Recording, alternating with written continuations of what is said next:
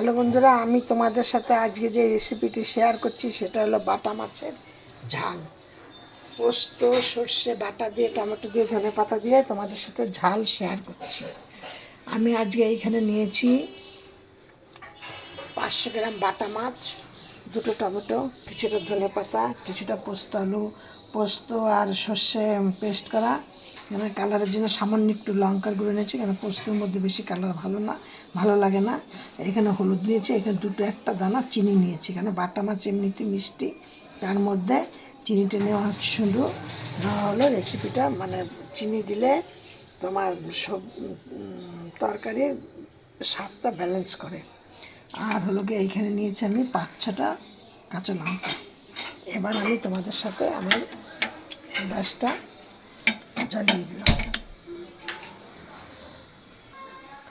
এবার আমি কিছুটা তেল দিয়ে দিলাম। এবার মাছগুলোকে ভালো করে ভেজে নেব। দেখো, মাছগুলোকে আমি লাল লাল করে ভেজে নিয়েছি। এই যে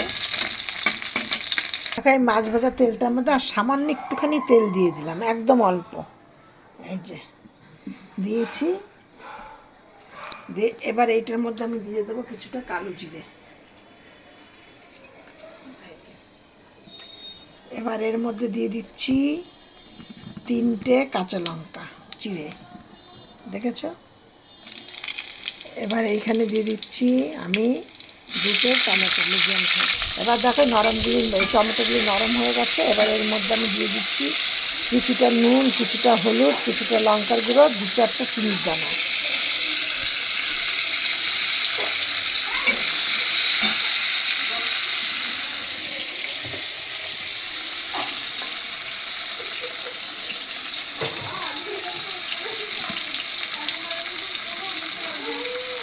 নুনটা একটুখানি, হলুদটা একটু কম দিলাম, কেন পোস্তের মধ্যে হলুদ বেশি যায় না, সেই জন্য। এবার এইখানে আমি দিয়ে দিচ্ছি এবার সর্ষে পোস্ত বাটাটা।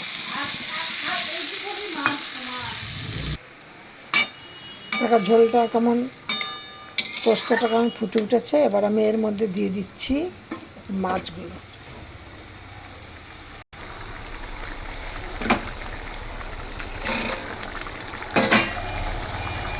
এবার আমি এই গ্যাসটাকে কমিয়ে দিচ্ছি আর দিয়ে দিচ্ছি কিছুটা কাঁচা তেল। পোস্ত মানেই কাঁচা তেল, সর্ষে পোস্ত মানেই কাঁচা তেল। কাঁচা তেল না দিলে তার টেস্টই ভালো হয় না। এবার দেবো আমি এর মধ্যে কিছুটা ধনেপাতা কুচি। তোমরা ঠিক এইভাবে এই বাটা মাছের ঝাল করে দেখো। মা মাসিরা যেভাবে করতো আমিও ঠিক সেইভাবে করেছি পুরোনো দিনের। তোমরা এইভাবে করে, এইটা কিন্তু একটুখানি নুন ঝাল করে করতে হবে। একটু ঝাল না হলে ভালো লাগবে না খেতে।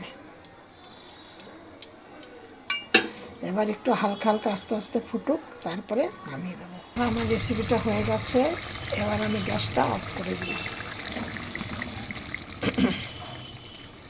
এবার এইভাবে তৈরি করে তোমরা গরম গরম পরিবেশন করো। গরম ভাতে বাটা মাছের ঝালটা কিন্তু সর্ষে পোস্ত দিয়ে হেভি খেতে লাগে। দেখো দেখতে কত সুন্দর লাগছে, তেল একদম মানে এত স্বাদে গন্ধে ভরপুর যে তোমাদের ভাত খেলেও মনে হবে আরও ভাত খাই। নেক্সট ভিডিও আবার রেসিপি অন্য কিছু নেই। আমি চম্পা রেসিপি হাউস থেকে রেসিপিটি তোমাদের সাথে শেয়ার করলাম।